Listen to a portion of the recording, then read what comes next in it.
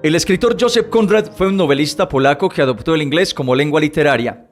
Conrad, cuya obra explora la vulnerabilidad y la inestabilidad moral del ser humano, es considerado como uno de los más grandes novelistas de la literatura inglesa.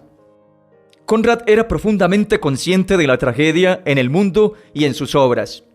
En 1898, al comienzo de su carrera de escritor, escribió a su amigo el escultor y político Cunningham Graham: lo que hace trágico a la humanidad no es que sean víctimas de la naturaleza, sino que sean conscientes de ello.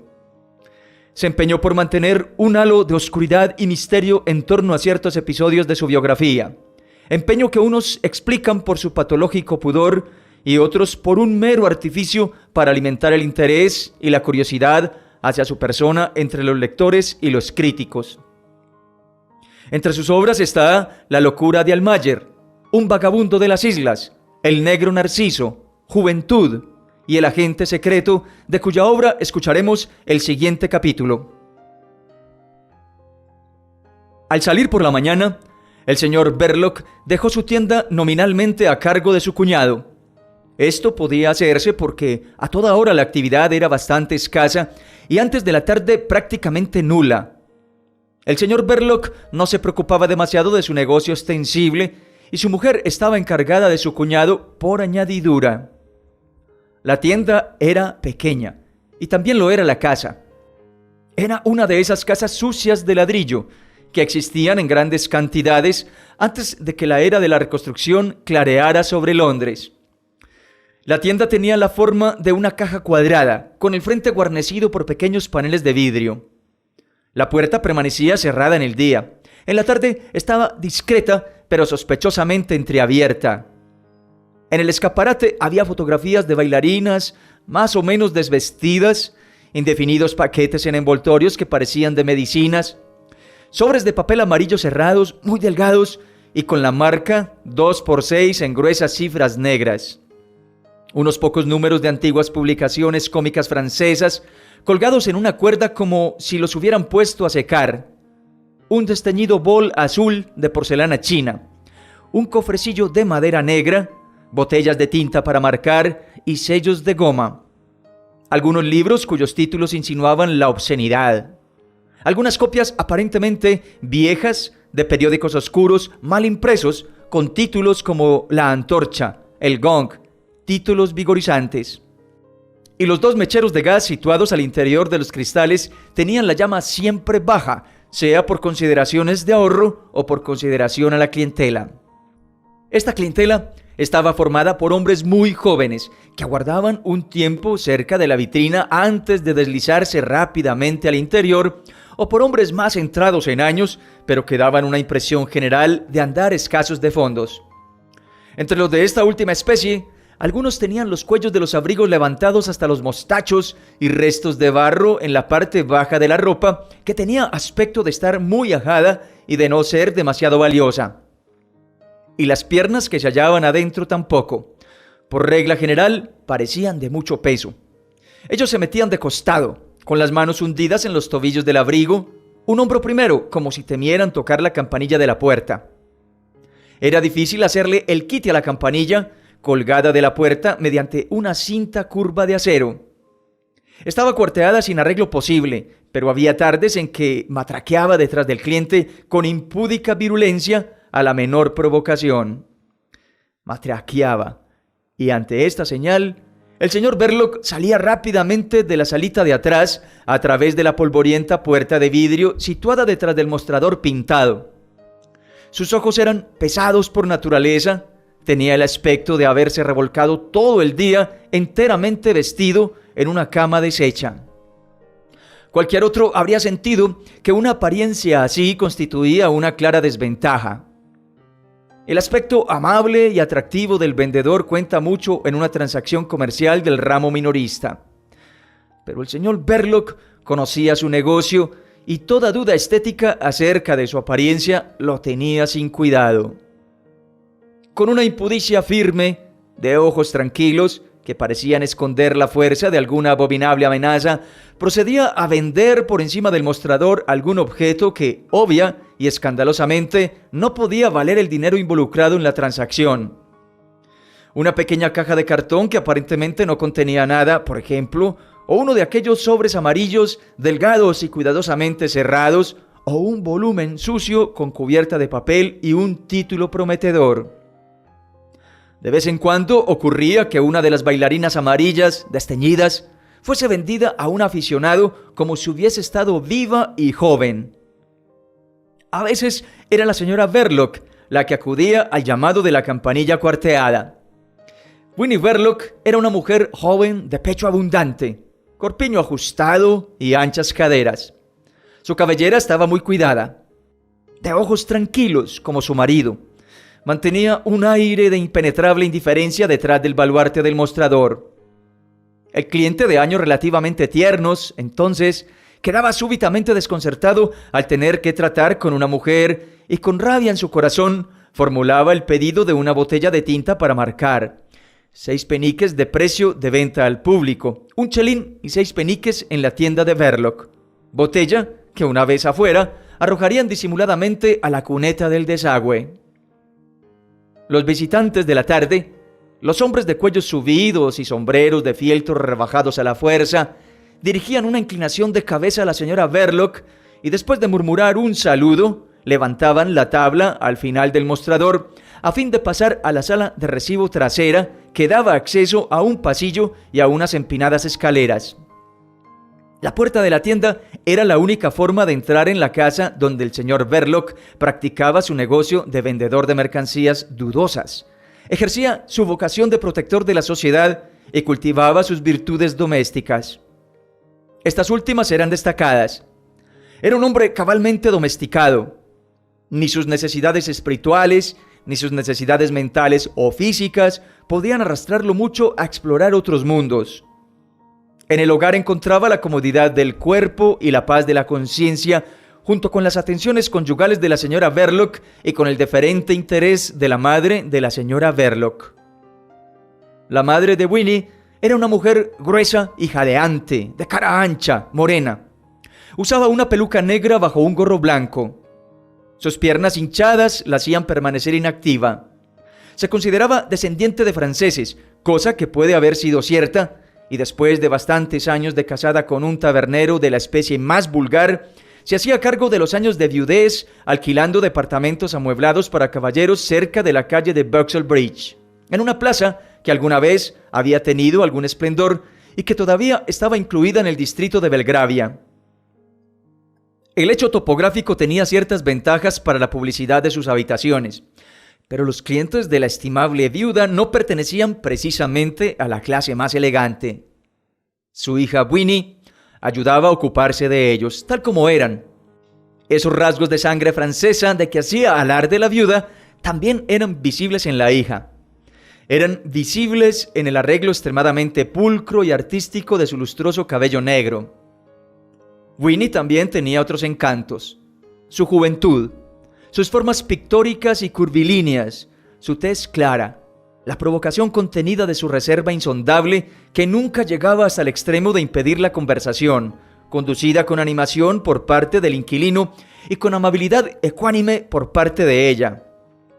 El señor Verloc debía necesariamente ser sensible a estas fascinaciones. El señor Verloc era un patrón intermitente. Iba y venía sin ninguna razón muy notoria. Generalmente llegaba a Londres desde el continente, como la influenza, solo que su llegada no era pregonada por la prensa y sus apariciones se insertaban en la vida diaria con gran severidad. Desayunaba en cama y permanecía revolcándose entre las sábanas con expresión de tranquilo placer hasta el mediodía y a veces incluso hasta más tarde. Pero una vez que salía, parecía experimentar grandes dificultades para encontrar el camino de regreso a su domicilio temporal en la plaza de Belgravia. Salía tarde y regresaba a casa muy temprano, esto es, a las 3 o 4 de la madrugada, y al despertarse a las 10 se dirigía a Winnie, que entraba con la bandeja del desayuno con una cortesía extenuada, jocosa, y en el tono áspero, desfalleciente, de un hombre que ha estado hablando con vehemencia durante muchas horas seguidas. Sus ojos prominentes, de pesados párpados, giraban a los lados en forma amorosa, lánguida.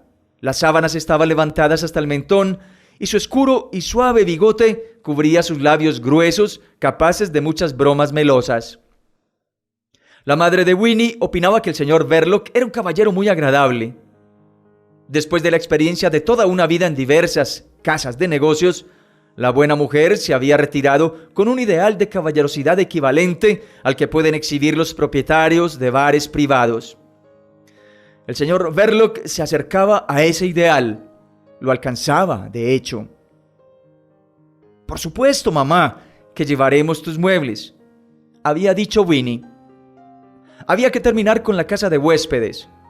Parece que no convenía mantenerla. Habría sido demasiado complicado para el señor Verloc.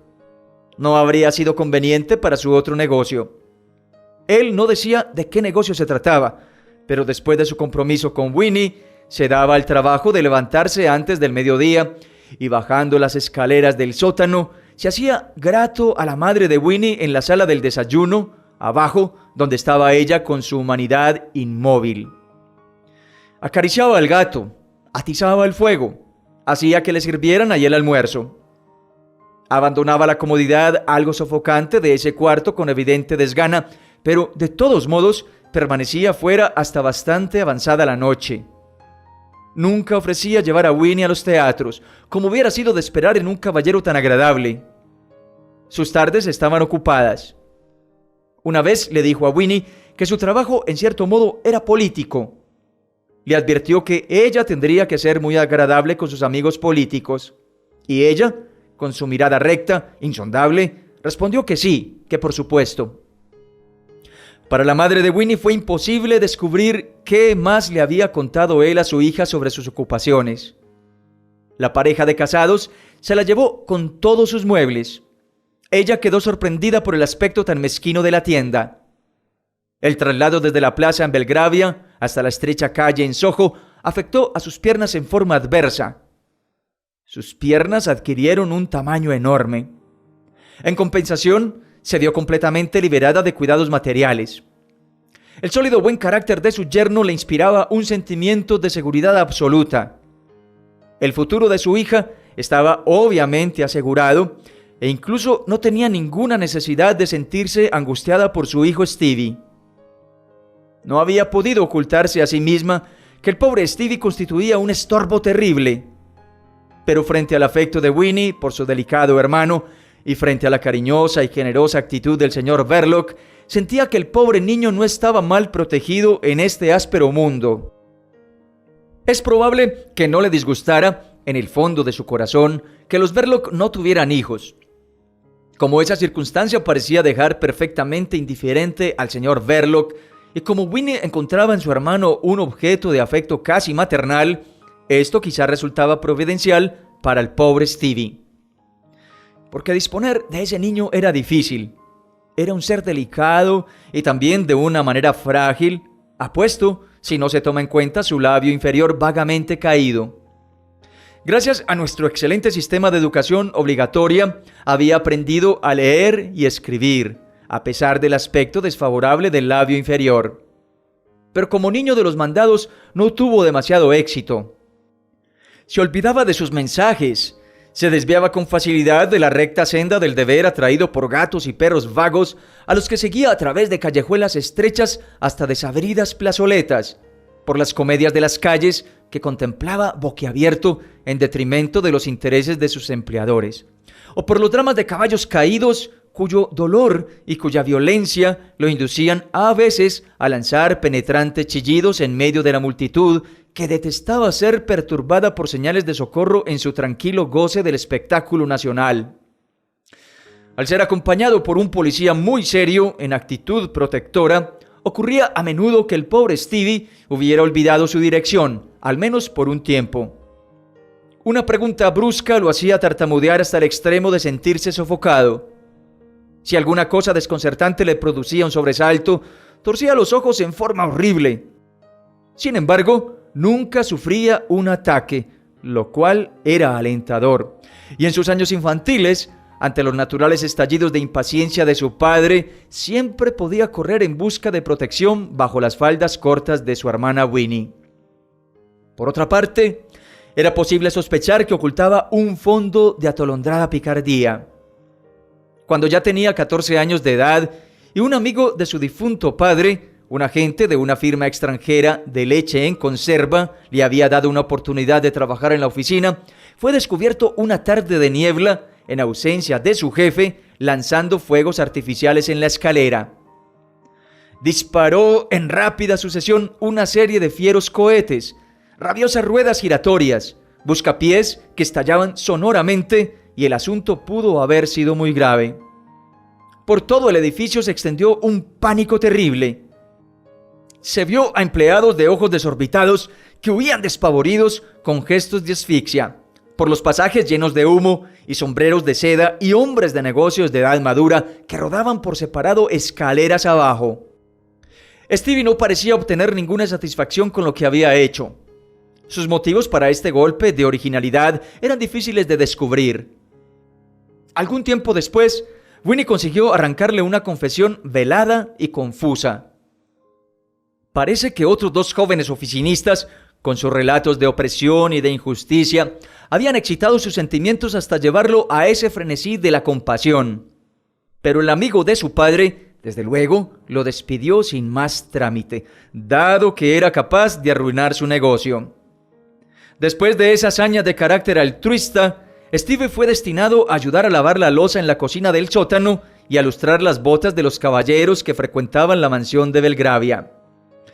Era evidente que ese trabajo carecía de todo futuro. De vez en cuando los caballeros le daban un chelín de propina. El señor Verloc demostró ser el más generoso de los inquilinos. Pero todo eso, como ganancia o como perspectivas, no significaba gran cosa. De modo que cuando Winnie anunció su compromiso con el señor Verloc, su madre no pudo dejar de pensar, con un suspiro y una mirada al fregadero, en la suerte que esperaría ahora al pobre Stevie. Resultó que el señor Verloc estaba dispuesto a llevarlo junto con la madre de su mujer y con el amoblado, que era la única fortuna visible de la familia. El señor Verloc lo acogió todo, tal como se encontraba, en su pecho amplio y generoso. Los muebles fueron distribuidos de la mejor manera posible por toda la casa, pero la madre de la señora Verloc fue relegada a 2 habitaciones interiores del primer piso. El desdichado Stevie dormía en una de ellas. Por esta época, un brote de pelo delgado y esponjoso había venido a velar, como una niebla dorada, el contorno agudo de su pequeña mandíbula inferior. Él ayudaba a su hermana con ciego amor y docilidad en sus quehaceres domésticos. El señor Verloc pensaba que le hacía bien estar ocupado en alguna cosa.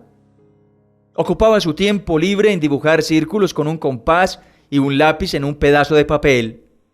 Se dedicaba a ese pasatiempo con gran laboriosidad, con los codos abiertos y profundamente reclinados sobre la mesa de la cocina. A través de la puerta abierta de la sala del fondo de la tienda, Winnie, su hermana, le dirigía de cuando en cuando una mirada de materno cuidado.